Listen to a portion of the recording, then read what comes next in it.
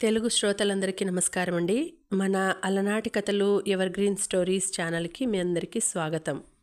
కీర్తి కిరీటాలు అనే నవల వినేద్దామండి ఈరోజు నుంచి. రాసినవారు శ్రీమతి ఎద్దనపూడి సులోచనారాణి గారు. ఈ నవలను చాలామంది రిక్వెస్ట్ చేశారండి చదవమని చెప్పి, అందుకనే ఇది మొదలు పెడుతున్నాను.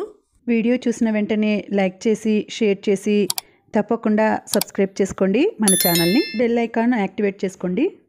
మధ్యాహ్నపు ఎండవేడిని కోల్పోయి చల్లని సాయంత్రంగా మారుతోంది.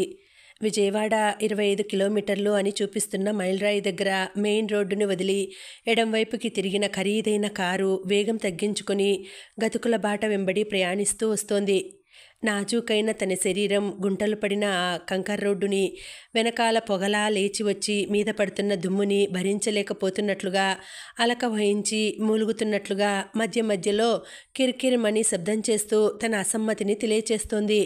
హైదరాబాద్ నుంచి అంతవరకు విలాసంగా డ్రైవ్ చేస్తూ వచ్చిన డ్రైవర్ కూడా ఇప్పుడు నిటారుగా కూర్చుని రోడ్డు మీద అడుగడుక్కి రాక్షసుల్లా నోరు తెరిచినట్లు కనిపిస్తున్న గుంటలని శ్రద్ధగా పరిశీలిస్తూ జాగ్రత్తగా డ్రైవ్ చేస్తున్నాడు. కాకి యూనిఫారం ధరించిన అతను నల్లగా ఉన్నాడు. గుబురు మీసాలు ఉన్నాయి.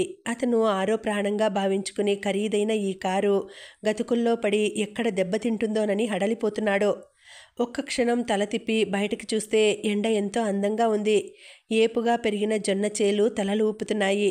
రోడ్డు మీద మధ్య మధ్యలో అతనికి ఎదురుగా సీతాకోక చిలకల్లా రంగురంగు చీరలు ధరించి చూడముచ్చటైన వంపులు ప్రదర్శిస్తూ గడ్డిమోపులు ఎత్తుకొని ఇళ్లకి నడిచి వెళ్తున్న ఆడవాళ్లు కనిపిస్తున్నారు. వారిలో కొంతమంది ఈ క్రొత్త కారు వైపు ఆశ్చర్యంగా సంభ్రమంగా తిరిగి తిరిగి చూస్తూ వెళ్తున్నారు. అతను విలాసంగా డ్రైవ్ చేస్తూ ఆనుకొని కూర్చోటానికి వీలు లేకుండా ఉంది. ఏనాడు కారు మొహం ఎరుగని వాడిలా స్టీరింగు 2 చేతులతో గట్టిగా పట్టుకొని రోడ్డు మీద గతుకులని చూడటం కోసం ముందుకు వంగి చూడాల్సి వస్తోంది.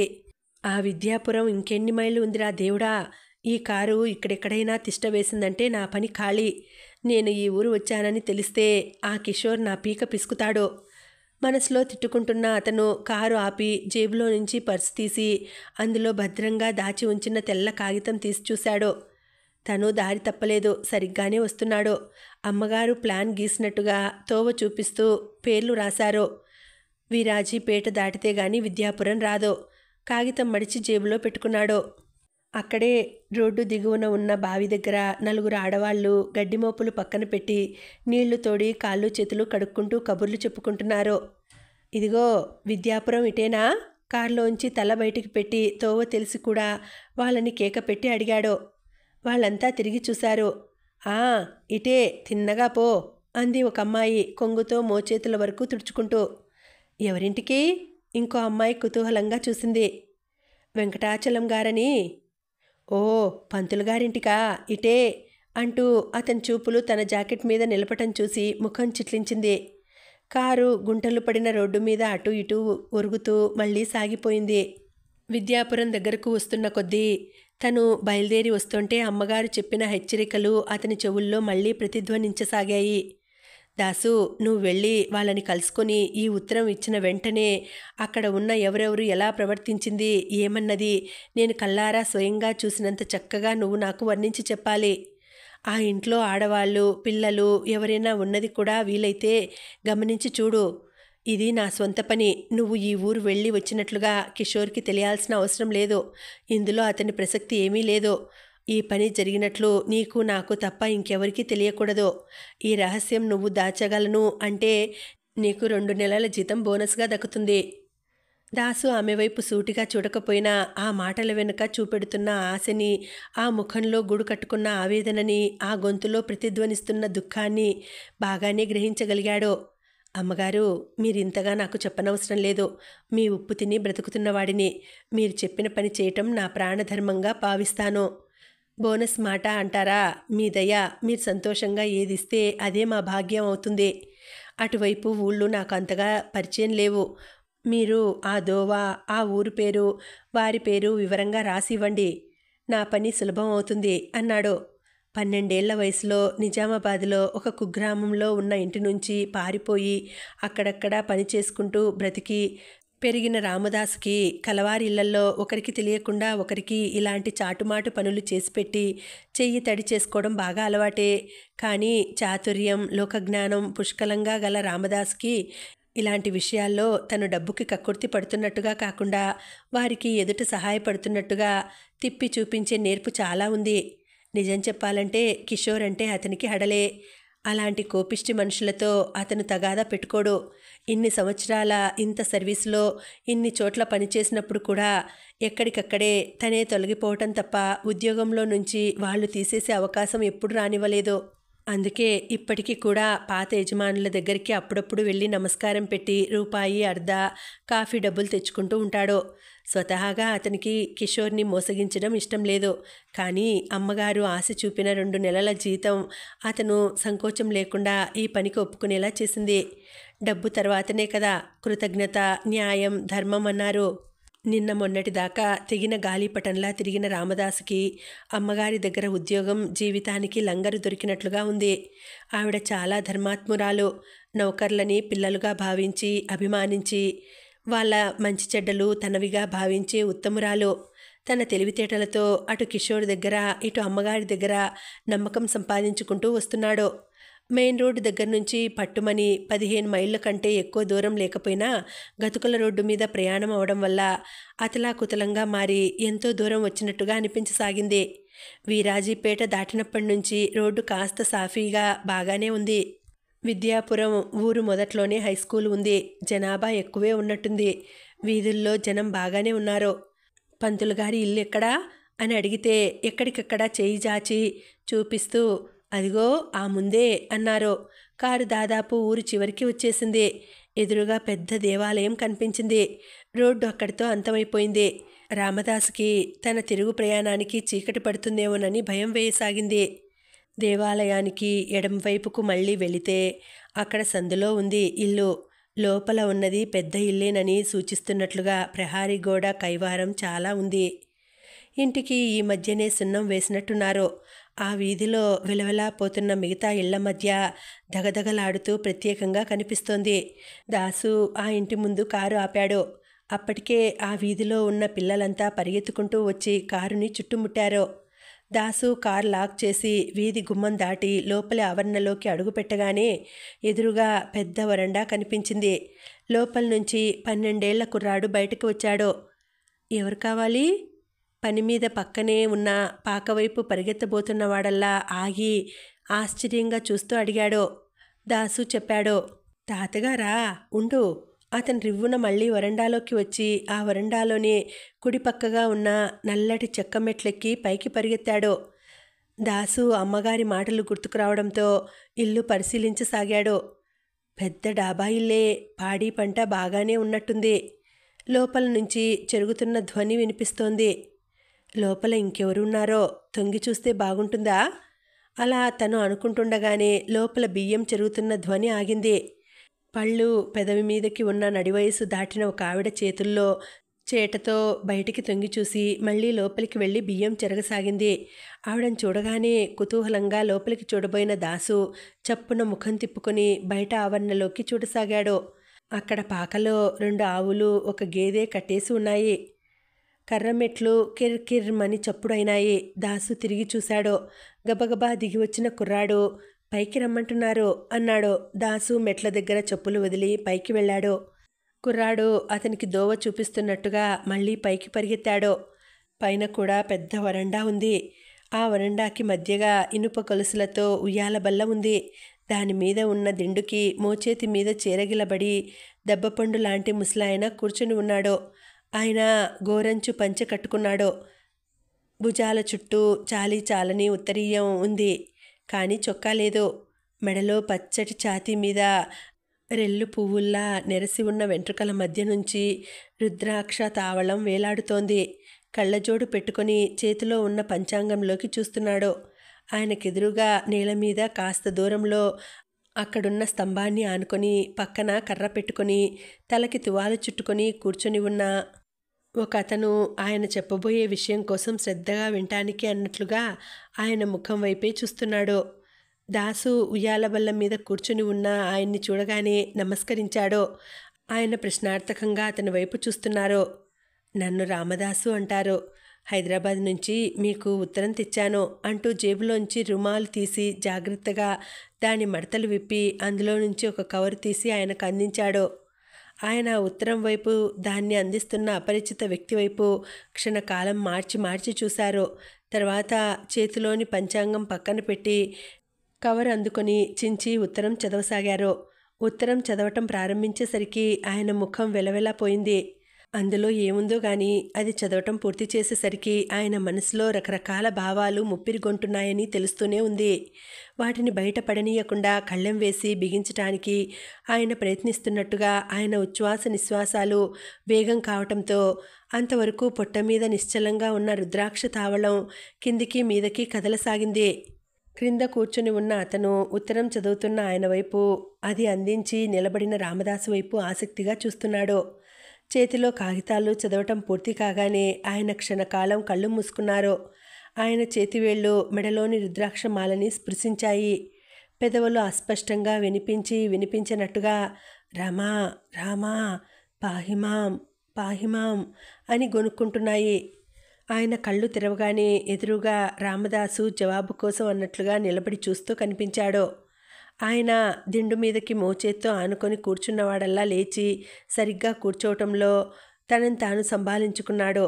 చాలా దూరం నుంచి వచ్చినట్లున్నావు, దాహం తీర్చుకొని విశ్రాంతి తీసుకో. ఒరే ఏసోబు, ఇతన్ని క్రిందకి తీసుకువెళ్ళి మజ్జిగ తాగుతానంటే రత్తమ్మని అడిగి ఇవ్వు, కాఫీ తాగుతానంటే బజార్లోకి రహీం హోటల్కి తీసుకువెళ్ళు అని పురమాయించాడు. చిత్తం, క్షమించాలి, నేను మళ్ళీ వెంటనే బయలుదేరి వెళ్ళిపోవాలి. రోడ్డు బొత్తిగా బాగుండకపోవడంతో అనుకున్న దానికంటే ఆలస్యమైంది. అమ్మగారు ఉత్తరానికి సమాధానం తెమ్మన్నారు. మీరు త్వరగా ఇస్తే. సమాధానం ఇవ్వాల్సిన వ్యక్తి ఇక్కడ లేడు. ఒక్క నిమిషం నిలబడు, ఇప్పుడే పిలిపిస్తాను.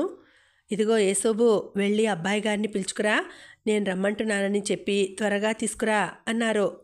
అంతవరకు ఆయన పక్కనే ఉయ్యాల బల్ల గొలుసు పట్టుకొని నిలబడిన ఏసోబు వెంటనే తలూపి తూనీగలా పరిగెత్తాడు. ఆయన ఉత్తరం పక్కన పెట్టి పంచాంగం మళ్ళీ చేతిలోకి తీసుకున్నారు. రామదాసు అక్కడి నుంచి కదిలి 4 అడుగులు పక్కకు వేసి పిట్టగోడని ఆనుకొని నిలబడ్డాడు. పైన డాబా మీద ఇల్లు కొంతవరకే ఉంది. మిగతా జాగా అంతా చాలా వరకు ఖాళీగా వదిలేశారు. క్రింద నుంచి ఎదిగిన కొబ్బరి చెట్టు ఒకటి డాబా మీదకి వంగి ఉంది. ఇక్కడ ఈ ఊరు, ఈ మనుషులు, ఈ ఇల్లు చాలా వెనుకబడినట్టుగా, చుట్టుపక్కల పరిసరాలు మాత్రం కంటికి ఇంపుగా చాలా అందంగా ఉన్నాయి. ఇక్కడి నుంచి చూస్తే దేవాలయం లోపల ప్రదక్షిణాలు చేస్తున్న ఆడవాళ్ళు, పిల్లలు కనిపిస్తున్నారు. ఏసోబు దేవాలయం ప్రహారీ గోడ ప్రక్క నుంచి పరిగెత్తుతున్నాడు. దేవాలయం ముఖద్వారానికి ఎదురుగా దూరంగా పెద్ద కాలువ ఉంది. కాలువ నిండా నీళ్లు ఉన్నాయి. కాలువ అవతలి ఒడ్డున చిట్టడవిలా చెట్లు ముసురుకొని ఉన్నాయి. దాన్ని ఆనుకొని ఎత్తైన కొండలు కనిపిస్తున్నాయి. కాలువ దాటి అవతలి ఒడ్డుకి చేరటానికి ఊరివాళ్లు చేసుకున్న సదుపాయంలా వెదురు వంతెన ఉంది.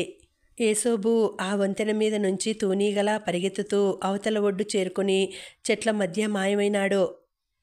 వెదురు వంతెన దాటి వచ్చిన ఏసోబు ఇంకా పరిగెత్తుతూనే ఉన్నాడు. మధ్యలో రాయి తగిలి బోర్లా పడబోయి ఆపుకున్నాడు.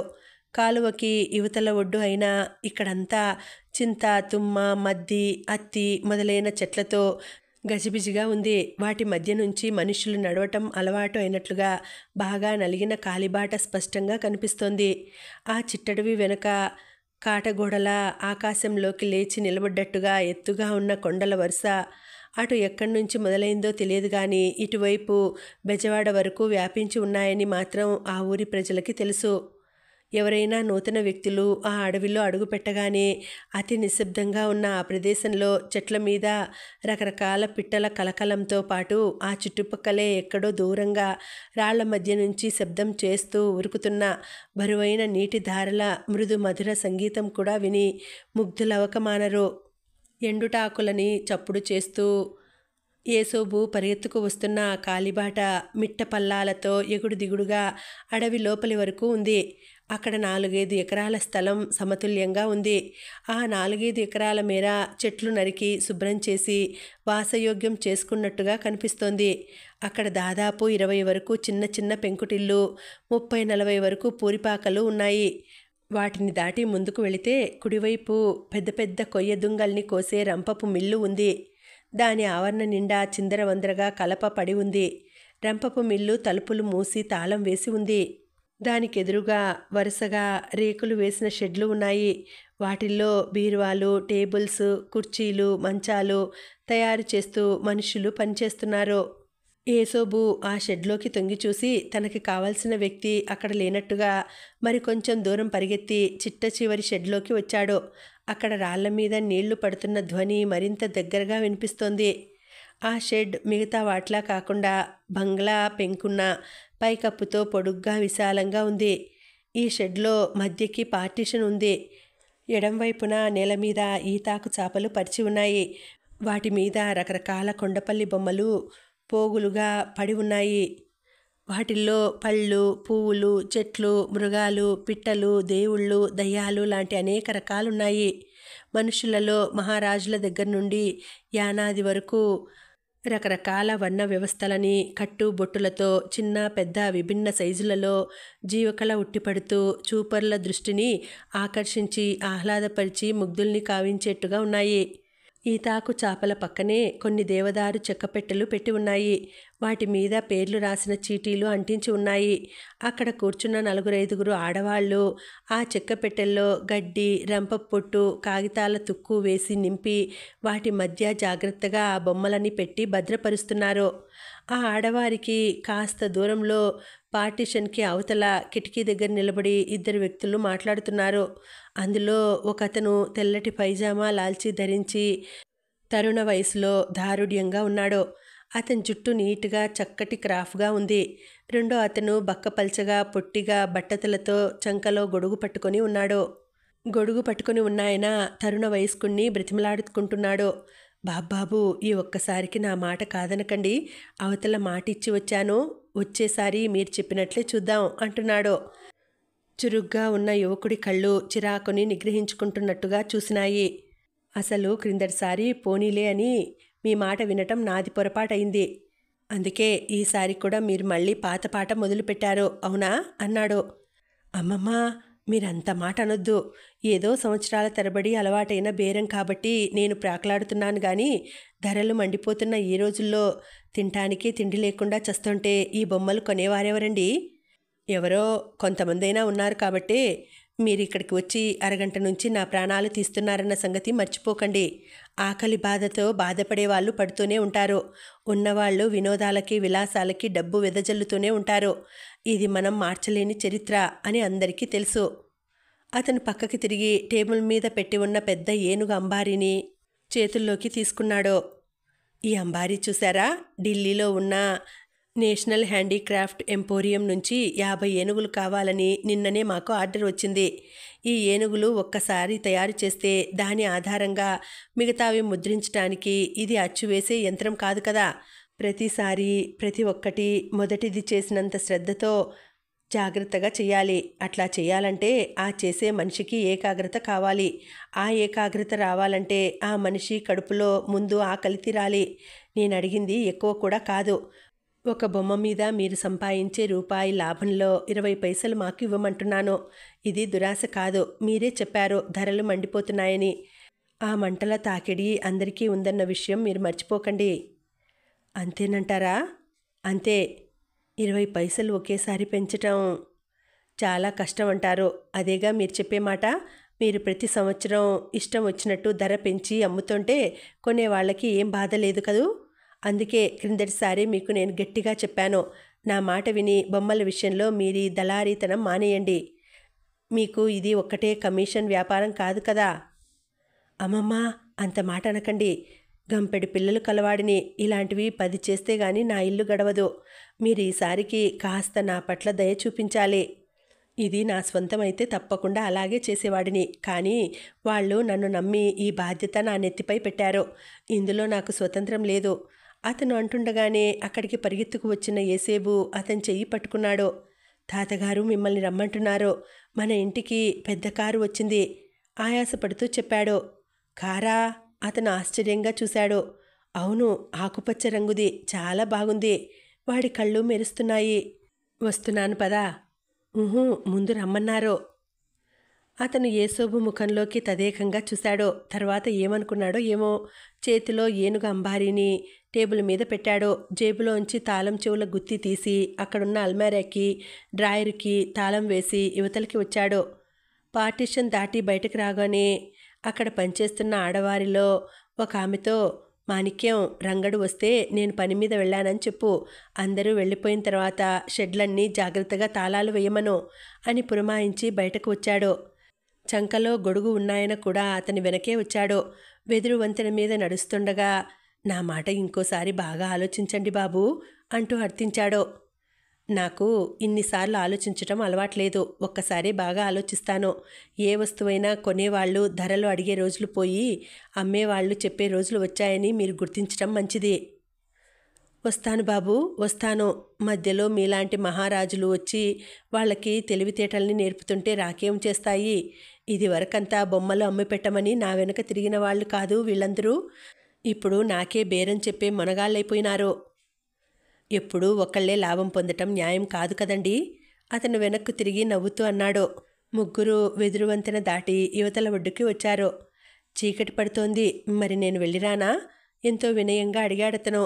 వెళ్ళండి, పాత బేరమే మళ్ళీ చెప్పేట్టయితే ఇక రాకండి నిర్మోహమాటంగా అన్న అతను గుడివైపు సందులోకి మళ్ళాడు. సరే, మీ మాటే కానివ్వండి, నేను సోమవారం వస్తాను. డబ్బు మొదటే అంతా చెల్లించాలని మీ ప్రొప్రైటర్కి చెప్పండి. వాయిదాల పద్ధతి కుదరదు. నేనైతే చెబుతాను మరి, కానీ ఎప్పటినుంచో అలవాటైన పద్ధతి. ఒక్కసారి వదులుకోగలరా? నా శాయశక్తులా చెప్పి చూస్తాను. వస్తాను, సెలవు. అతను కేక పెట్టి చెప్పి వెళ్ళిపోయాడు. ఎవర్రా వచ్చింది యేసోబు? గోపాలంగారా? నాకు తెలియదేంటి? కాదు, ఎవరో కొత్తవాళ్ళు. ఒకళ్ళా ఇద్దరా? ఒకడే. తాతగారికి ఉత్తరం ఇచ్చాడు, అర్జెంటట. దానికి మీరు సమాధానం చెప్పాలట. అతని చెయ్యి యేసోబు భుజం మీద ఆత్మీయంగా ఆనింది. సరే కానీ మధ్యాహ్నం నువ్వు చూసివ్రాత రాసావా లేదా? ఎక్కడండి? రత్తమ్మ రాత్రి పుట్టిన ఆవుదూడని చూస్తుండమని చెప్పింది. రత్తమ్మ చెప్పిందా? నువ్వే దాంతో ఆడుతూ కూర్చున్నావా? రాత్రికి నేను పడుకోబోయే లోపల రాసి చూపించకపోయావంటే. అతను నవ్వుతూ యేసోబు చెవి పట్టుకున్నాడు. గోడ కుర్చీ వేయిస్తారు, నాకు తెలుసుగా. పళ్ళన్నీ కనిపించేలా నవ్వాడు. అతను ఇంటి ముందు ఆగి ఉన్న ఆకుపచ్చ రంగు కారు చూశాడు. అతని కనుబొమ్మలు సాలోచనగా ముడిపడినాయి. ఆ కారు ఎవరిదో అతనికి తెలియదు. ఇల్లు చేరుకొని వరండాలో అడుగుపెట్టిన అతను చకచకా మెట్లెక్కి పైకి వచ్చాడు. పిలిచావా తాతయ్య? అతని కంఠం వినగానే క్రింద కూర్చుని ఉన్న తలగుడ్డ మనిషి చప్పున లేచి నమస్కరించాడు. ఏం భీముడు, మనవడు పుట్టాడటగా? అతన్ని దాటి వెళ్తూనే కూర్చోమన్నట్లుగా చేత్తో సైగ చేస్తూ పలకరించాడు. చిత్తంబాబు, బారసాలకి తాతగారు మంచి రోజులు చూస్తున్నారు అన్నాడతను. దూరంగా పిట్టగోడ దగ్గర కొబ్బరి ఆకులు గిల్లుతూ నిలబడిన రామదాసుని అతను చూడలేదు. సూర్యాస్తమయం కావటం వల్ల అక్కడంతా సంధ్య చీకట్లు ముసురుకుంటున్నాయి. అతను తాతగారు కూర్చుని ఉన్న ఉయ్యాల బల్ల దగ్గరికి వచ్చాడు.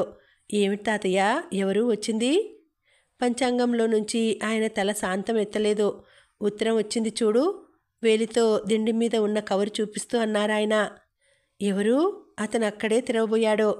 లోపలికి వెళ్ళి చదువుకో. అతను కవర్లోంచి కాగితాలు లాగాడు. నీకే చెప్పేది, ఆయన హెచ్చరిస్తున్నట్లుగా అన్నారు. అతను కాగితాలు తెరిచాడు. తేజ, చీకటి పడింది, నాకు కనిపించటం లేదు. ముందు లోపలికి వెళ్ళి లైట్ వెయ్యి. ఆయన గొంతు ఎన్నడూ ఎరుగని విధంగా ఆజ్ఞాపిస్తున్నట్టుగా పలికింది. తాతగారి వైపు చిత్రంగా చూసిన అతను లోపలికి వెళ్ళాడు. బయట వరండాలో ఉన్న లైట్కి స్విచ్ లోపలే ఉంది. అతను స్విచ్ నొక్కగానే బయట లైట్ వెలిగింది. భీముడు, నా మనసు ఇప్పుడు కుదురుగా లేదు. నువ్వు రేపు ఉదయం రా, సరిగ్గా చూసి చెబుతాను. పంచాంగం పక్కన పెడుతూ అన్నారాయన. చిత్తం బాబయ్య, అట్లాగేనండి. అతను లేచాడు. ఆయన దిండు మీదకి ఒదిగి కళ్ళజోడు తీసి చేత్తో కళ్ళు గట్టిగా నులుముకున్నాడు.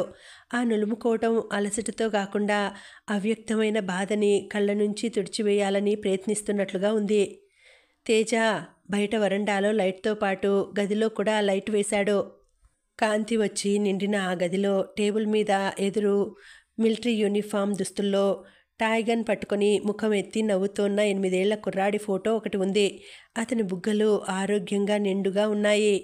ముఖం గుండ్రంగా పళ్ళవరస అందంగా ఉంది. జుట్టు కొద్దిగా చెదిరి కుడి కనుబొమ్మ మీద పడుతోంది. ముఖ్యంగా ఆ నవ్వు ఎంతో అందంగా ఉంది. లేప్రాయంలో ఉన్న ఆ ముఖంలో ఉండే నాజూకుతనం, మంచు బిందువుల్లో ఉండే అమాయకత్వం ప్రతిబింబిస్తున్నాయి. తేజ తన చిన్ననాటి ఫోటోని క్షణంసేపు తదేకంగా చూసుకున్నాడు. అతని పెదవుల మీద చిరునవ్వు విచ్చుకుంది. ఆ గదిలో అడుగుపెట్టిన ప్రతిసారి దానివైపు ఆ విధంగా ఒకసారైనా పలకరింపుగా చూడటం అతనికి అలవాటు. ఆ చిన్నతనం, ఆ అమాయకత్వం, కష్టసుఖాలంటే ఏమిటో రుచి చూడని ఆ పసితనం నిండిన ముఖం అంటే ఎంతో ఇష్టం. అది పూర్తిగా వేరే జన్మలా అనిపిస్తుంది. 28 ఏళ్లు నిండిన యువకుడైన తేజ 8 ఏళ్లు నిండనట్టున్న ఆ ఫోటో ముందు నిలబడి దాన్ని దీక్షగా చూసినప్పుడల్లా అతనికి విచిత్రంగా, గమ్మత్తుగా అనిపిస్తుంది. చేతిలో ఉత్తరం గుర్తుకు వచ్చిన అతను తీసి చదవసాగాడు.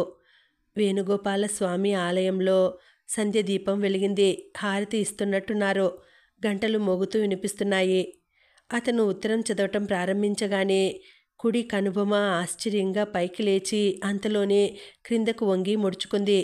ఉత్తరంలో వాక్యాల వెంట అతని కనుపాపలు పరుగు పెడుతున్న కొద్దీ అతని చేతివేళ్లు కంపించసాగాయి. క్షణం క్రితం హుషారుగా ఆ గదిలోకి వచ్చిన అతను ఒక్కసారిగా స్తబ్దుడైపోయాడు. ఉత్తరంలో ఆఖరి పంక్తి చదవటం ముగియగానే అందులో ప్రతి అక్షరం అతని అణువణువులోని శక్తిని మింగివేసినట్లుగా, నిలబడటానికి కూడా శక్తి లేనట్టుగా 2 అడుగులు వెనక్కి వేసి అక్కడున్న పందిరి మంచం కోడుకి తల ఆనించి కళ్ళు మూసుకుని నిస్సహాయంగా నిలబడిపోయాడు. మనసులో హఠాత్తుగా వీయటం ప్రారంభించిన జ్ఞాపకాల గాలి దుమారానికి అతను తట్టుకోలేనట్టు అయ్యాడు. చూస్తుండగానే ముఖం నిండా చిరుచెమటలు అలుముకున్నాయి. ఆగ్రహావేశంతో కంపిస్తున్న పెదవులని పంటితో నొక్కి పట్టిన అతను పెదవి చిట్లి రక్తం కారటం గమనించలేదు. అతను మెల్లగా కళ్ళు తెరిచి టేబుల్ మీద ఉన్న తన చిన్ననాటి ఫోటో వైపే దీనంగా చూస్తున్నాడు. ఆ ఫోటోలో కుర్రవాడు మారిపోయాడు. అందంగా ఉన్న ఆ ముఖంలో ఇప్పుడు నవ్వు లేదు. కళ్ళు నులుముకుంటూ ఏడుస్తున్నాడు. ఎవరెవరో అతన్ని అనునయించాలని, మురిపించాలని, మరపించాలని, దగ్గరకు పిలవాలని చూస్తున్నారు. కానీ అదేం పట్టించుకొని అతను ఎవ్వరికీ పట్టసఖ్యం కాకుండా కాళ్ళు చేతులు చేపలా గిలగిలా తన్నుకుంటూ, అమ్మ కావాలి నాకు, అమ్మ దగ్గరికి వెళ్తాను, అమ్మ కావాలి, అమ్మ కావాలి అంటూ గొంతు చించుకొని అరుస్తూ తన కోరిక నెరవేరక అపరిచిత వ్యక్తుల చేతుల్లో బందీగా చిక్కి విడిపించుకోలేక నిస్సహాయంగా హృదయ విదారకంగా ఏడుస్తున్నాడు. అంతలోనే మరో దృశ్యం తరుముకుంటూ వచ్చినట్టుగా దాన్ని చెరిపివేసింది. ఈసారి రహస్యంగా గడ్డిబండి మీద ఎక్కి అర్ధరాత్రి వేళ చలిలో పారిపోయి ఆకలితో అలసటగా అమ్మ కోసం వెతుక్కుంటూ వెళ్ళిన అతను ఛల్ ఛల్మని చెంపదెబ్బలు తిని బిత్తరబోయి నోట మాట రానట్టుగా చూస్తున్నాడు. గుండెల్లోంచి ప్రవాహంలా ఉరుకుతున్న దుఃఖపు కెరటాలని నోర్మొయ్, మూస్తావా లేదా అని గద్దిస్తున్న కంఠానికి భయపడి ఏడుపు మింగటానికి వ్యర్థ ప్రయత్నం చేస్తూ వెక్కిళ్ళు పడుతున్నాడతను. ఆ క్షణంలో తేజాకి 20 వసంతాలు వెనక్కి వెళ్ళిపోయి ఫోటోలో బాబుగా మారిపోయినట్టుగా అనిపించింది. అబ్బా, 20 వసంతాల తర్వాత కూడా ఆ జ్ఞాపకాలకి ఇంత పదును ఉందా? అవి తనని నిర్దాక్షిణ్యంగా రంపపుకోత కోయగలవన్న సత్యం అతనికి ఈరోజే ప్రప్రథమంగా తెలిసినట్టయింది. అతను ఆ బాధని భరించలేనట్టు కళ్ళు మూసుకున్నాడు. గత స్మృతులు అతని మనసుని నలిబిలి చేస్తుంటే ఆ బాధకి అతని కళ్ళల్లో నిండిన నీళ్లు ఊబికి రెప్పలు ఎంత బలంగా అడ్డుపడుతున్నా తిరగబడి బలవంతంగా బయటికి రాసాగినాయి. తేజ మృదు గంభీరమైన పిలుపు వినిపించింది. అతని భుజం మీద చెయ్యి పడింది. అతను ఉలికిపాటుగా కళ్ళు తెరిచాడు. ఎంత వద్దనుకున్నా, ఎంత నిగ్రహించుకుందామనుకున్నా సాధ్యం కాకుండా కళ్ళల్లో నీళ్లు ఉబికినాయి. తేజ, మళ్ళీ ఇన్నాళ్లకి కాదు, ఇన్నేళ్లకి నీ కళ్ళల్లో నీళ్లు చూస్తున్నాన్రా ఆయన భారంగా వ్యధగా అన్నారు. తాతయ్య, జవాబు చెప్పలేనట్టుగా చూసిన అతను చప్పున కళ్ళు గట్టిగా తుడిచేసుకున్నాడు. ఆయన తన చేతితో అతని పెదవి మీద ఉన్న రక్తం అద్ది తుడిచారు. నేను నీకు నేర్పిన వ్యక్తిత్వం పటిష్టమైందని అనుకుంటున్న నా నమ్మకం మీద ఈరోజు నాకు అనుమానం కలుగుతోంది. క్షమించు తాతయ్య, అస్పష్టంగా అన్నాడు. ఉత్తరం చదివావా? అతను తల ఊపాడు. తాతగారిని చూడగానే అతనిలో శక్తి లాంటిది తిరిగి రాసాగింది. మెల్లగా అతని మనసు కోలుకుంటోంది. డ్రైవరు వెంటనే వెళ్ళిపోవాలని అంటున్నాడు, జవాబు ఇమ్మంటున్నాడు. చచ్చిపోయిన వాళ్ళు మళ్ళీ బ్రతికిరారని చెప్పు తాతయ్య, కంపిస్తున్న స్వరంతో అన్నాడు. తర్వాత ఉత్తరం రాస్తామని చెప్పనా? వద్దు, ఈ జన్మకి ఇక నాకు తల్లి లేదన్నానని కబురు చెయ్యి. ఛా, ఆ మాటే అనవద్దని నీకు అనేకసార్లు చెప్పాను. తల్లి ఏం చేసినా క్షమించే గుణం సంతానంలో ఉండాలి. క్షమించడమా? అతని పెదవులు అసహ్యంతో వంపు తిరిగినాయి. క్షమించటమా? నేను క్షమించినా ఆ ఫోటోలో ఆ పసి మనసు క్షమించదు. ఆవిడ విషయంలో నా మనసు ఆ పసితనం నుంచి ఎదగలేదు. తాతయ్య, ఆ గాయం అలాగే పచ్చి పుండుగానే మిగిలిపోయిందన్న సత్యం నీకు కూడా తెలియదు తాతయ్య. దయవుంచి ఈ విషయంలో మాత్రం నన్నేమీ అనవద్దు. ఇంతవరకు నేను ఎప్పుడూ నీ మాట కాదనలేదు. ఇప్పుడు ఆ పని చేసే అవకాశం రానియవద్దు. ఆయన అతని మనసు తెలుసుకున్నట్టుగా చూస్తూ వెన్ను మీద చెయ్యి వేసి నిమిరాడు. తేజ, నువ్వు ఆవేశంలో ఉన్నావు. ఆవేశంలో ఏ మనిషి సరిగ్గా ఆలోచన చేయలేడు. మనం తర్వాత మాట్లాడుకుందాం అన్నారు అనునయంగా. అతను 2 కళ్ళ మీద వేళ్లతో బలంగా నొక్కుకుంటూ తలదించుకున్నాడు. ఆయన నిట్టూర్పు విడవటం అతనికి వినిపిస్తూనే ఉంది. మనవడి భుజం మీద తట్టి ఆయన బయటకు వెళ్ళిపోయారు. కళ్ళు తెరిచి చేతిలో ఉన్న ఉత్తరం వైపు కంపనంగా చూసిన అతను దాన్ని వెంటనే శక్తి కొద్దీ విసిరి కొట్టినట్లుగా టేబుల్ మీదకి గిరాటు కొట్టాడు. అతని మనసు భగభగా మండుతోంది. ఒక్కసారి చూడాలని ఉందట. ఒక్కసారి చాలట. 20 ఏళ్ల క్రితం ఈ ఒక్కసారి చూడటం కోసం 8 ఏళ్ల ఆ పసి మనసు ఎంత తప్పించిపోయిందో, ఎంత తల్లడిల్లిపోయిందో, ఆ బెంగతో మంచాన పడి కృషించి చావు బ్రతుకులలో ఊగిసలాడిందో. ఆ బాధేమిటో ఆవిడకెలా తెలుస్తుంది? తెలియాల్సిన అవసరం లేదసలు. ఆ బెంగతో ఆ తేజ చచ్చిపోయాడు. బ్రతుకుంది మరో తేజ. తాతయ్య ప్రేమతో మరో ప్రాణం పోసుకొని ఇంకో జీవితం పొందిన ఈ తేజకు ఆవిడతో సంబంధం లేనే లేదు. బయట మాటలు వినిపిస్తున్నాయి. ఉత్తరం ఇచ్చానని చెప్పు అంటున్నారాయన. అమ్మగారు సమాధానం తెమ్మన్నారండి. ఇదే సమాధానం అనుకోవయ్యా. ఉత్తరం తీసుకున్నామని చెప్పు. ఈ మాట వినగానే గదిలో నిలబడ్డ తేజ కాళ్ల క్రింద నిప్పుల కొలమి మండినట్టుగా అయింది. మంచానికి ఆనుకొని నిలబడిన అతను ఒక్క అంగలో వెళ్ళి టేబుల్ మీదకి గిరాటు కొట్టిన ఉత్తరం అందుకొని చటుక్కున బయటకు వచ్చాడు. ఆగో! అతని కంఠం కంగుమంది. మెట్లవైపు వెళ్లబోతున్న దాసు ఆగి వెనక్కు తిరిగాడు. నువ్వు తీసుకెళ్లాల్సిన సమాధానం అది కాదు, ఇదిగో ఇది. అతను కసిగా ఆ ఉత్తరాన్ని చింపి ముక్కలు చేసి దాసు చేతుల్లో పెట్టాడు. తేజా! తాతగారు వారిస్తున్నట్టుగా పిలిచారు. అతను ఆ పిలుపుని లక్ష్యపెట్టలేదు. అంతేకాదు, ఇంకెప్పుడు ఇలాంటి కబుర్లు పంపే ప్రయత్నం మీ అమ్మగారిని చేయవద్దన్నానని కూడా చెప్పు. తేజా! ఆగు, తొందరపడకు. ఆయన చప్పున ముందుకు వచ్చి దాసు చేతుల్లో ఉత్తరం ముక్కలు అందుకోబోయాడు. కానీ తేజ చెయ్యి మధ్యలోనే అడ్డం తగిలి ఆయన చేతిని గట్టిగా పట్టుకొని ఆపేసింది. తాతయ్య, ఇది నా జీవితానికి సంబంధించిన సమస్య. దానికి సమాధానం చెప్పే స్వతంత్రం నాకే ఉంది. స్థిర గంభీరంగా పలికి అతను డ్రైవర్ వైపు తిరిగి, ఇక నువ్వెళ్ళు అని ఆజ్ఞాపించాడు. తెల్లబోయి చూస్తున్న అతను తల ఊపి వెళ్ళిపోయాడు. తేజ, నువ్వు ఆవేశంలో నాకు వచ్చిన ఉత్తరం చింపి ముక్కలు చేస్తున్నావన్న సంగతే మర్చిపోయావు అన్నారాయన. క్షమించు తాతయ్య, పొరపాటైపోయింది. ఆ కంఠంలో రవంత కూడా పశ్చాత్తాపం కనిపించలేదు ఆయనకి. అదేరా నేను చెప్పేది. మనిషి అన్న తర్వాత ప్రతి వాళ్ళకి ఏదో ఒక పొరపాటు వస్తూనే ఉంటుంది. అదే నిన్ను అర్థం చేసుకోమని అంటున్నాను. అతను చురుగ్గా చూశాడు. ఆ కళ్ళల్లో రోషం బుసలు కొడుతోంది. నీకు తెలియదు తాతయ్య, ఎవరి పొరపాట్లు వారిని బాధిస్తే పర్వాలేదు. కానీ ఒకరి పొరపాట్లు ఇంకొకరి జీవితాన్ని బలి తీసుకోకూడదు. అలా జరిగితే అది క్షమించరాని నేరమే అవుతుంది. ఇంతలో ఏసోబు గంతులేస్తూ పైకి వచ్చాడు. వాడి భుజం మీద పెద్ద చక్రకేళి గెల ఉంది.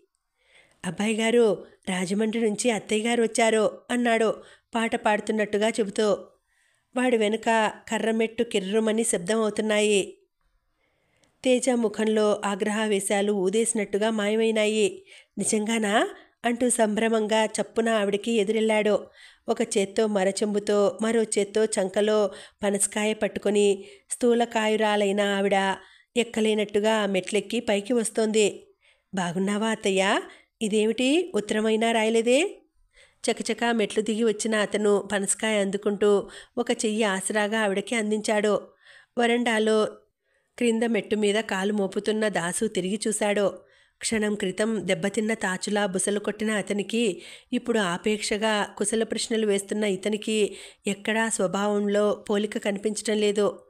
నుదుట కాసంత బొట్టుతో బిగించి జడ అల్లుకొని చుట్టిన చుట్ట మీద రాళ్ల చామంతి పువ్వుతో పొగాకు రంగు వెంకటగిరి జరీ అంచు చీర కట్టుకొని నడుంకి వడ్డానం పెట్టుకొని ఉన్న ఆవిడ సాధింపుగా జవాబిచ్చింది. నువ్వు నన్ను బాగా ఉండనిస్తావుట్రా, నీ మూలంగా ఎన్ని బాధలు నాకు. మా మరిది వాళ్ళ అమ్మాయిని చేసుకోనని గుంటూరు ఉత్తరం రాశావటగా. వాళ్ళు మొగుడు పెళ్ళాం వచ్చి నా ఇంటి మీద పడ్డారు. ఇన్నేళ్ళు వచ్చిన తర్వాత నీ మూలంగా మా మరిదితో తగాదా పెట్టుకోమంటావా నన్ను?